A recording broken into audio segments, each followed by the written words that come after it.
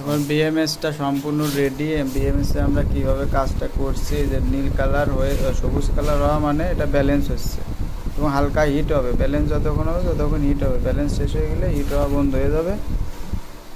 এখন এই যে আমরা এই সেটটা আমরা ই করছি, সফটওয়্যারটা নামায় কাজ করছি। আমরা এই যে স্মার্ট বিএমএসের একটা সফটওয়্যার ঢুকলাম, ঢোকার পরে এই দেখেন আগে আমরা সেট আপ করে রাখছিলাম যে রিমোট নামে ঢুকে গেলাম।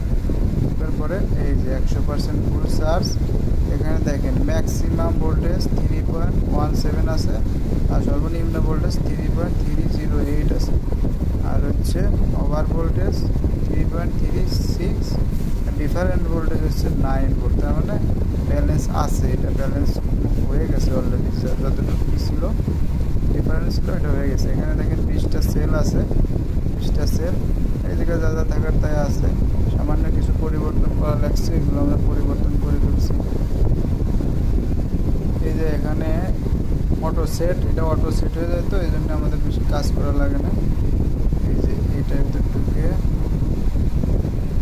এই টাইপের আমাদের ঢোকা লাগবে। এই যে এখানে কিছু কাজ আছে, এখানে সব কিছুই ঠিক আছে, আমরা কোনোটাই কিছু বদলাইনি, কারণ এই যে এটা অটো কাজ করে। এই জায়গায় শুধু 100% আমরা করে দিয়েছি আর নামটা পরিবর্তন করছি, করার পরে কাজ শেষ। এই যে রিমোট ডিভাইস ব্লুটুথ সিস্টেম, এখানে 3টাই কিন্তু অন করা আছে, চার্জিং সুইচ, ডিসচার্জিং সুইচ বা ডাটা আপলোড সুইচ, ডিসচার্জিং এবং charging switch.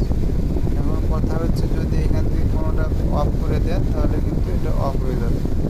Charging switch off করেন, চার্জে দিলে চার্জ হবে না, ডিসচার্জিং অফ করলে হবে না, ডাটা আপলোডটা হবে না।